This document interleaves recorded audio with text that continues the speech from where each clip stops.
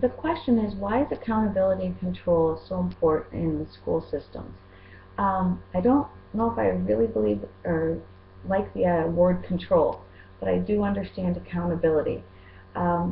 We need to be able to show that we are providing the best education, overall education for students. We are being asked to provide more and more for students on an individual level, and also not just an academic education but also an overall education. Programs such as Commitment to Character are looking at what it takes to make a happy, successful, well-rounded, functioning person in society. And therefore we do need to be able to show or be accountable for what we are providing these students within our schools.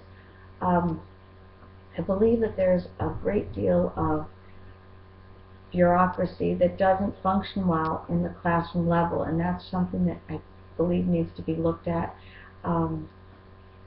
because a lot of the rules and regulations that are placed on the teachers within the classrooms really restrict their ability to provide the best education for the students.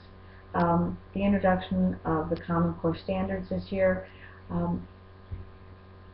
I know that there's ways to introduce this and provide this education for the students, but right now I guess it's going through its early phases, and it needs to be really researched and looked at if this is the best way to provide an education for each individual student, because there's so many students that just cannot obtain this. But yet maybe it is one way of showing accountability without the use of standardized testing.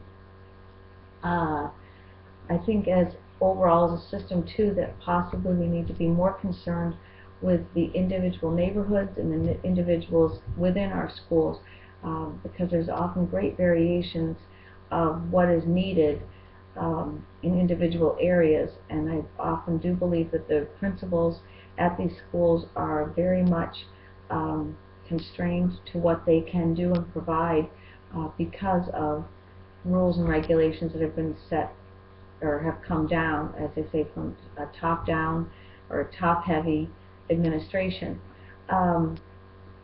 It says Max Weber in the reading, he was discussing bureaucracy, and often that there are methodological creation of impersonal rules, routines, regulations, and procedures.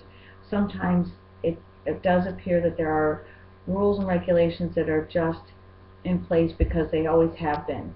And these are the things that we need to be looking at, I believe, to create a school system that is more concerned with the individual as opposed to the overall the overall system. We need to be looking at what is best for as I said, the neighborhoods we are in and the individual students that we are providing for.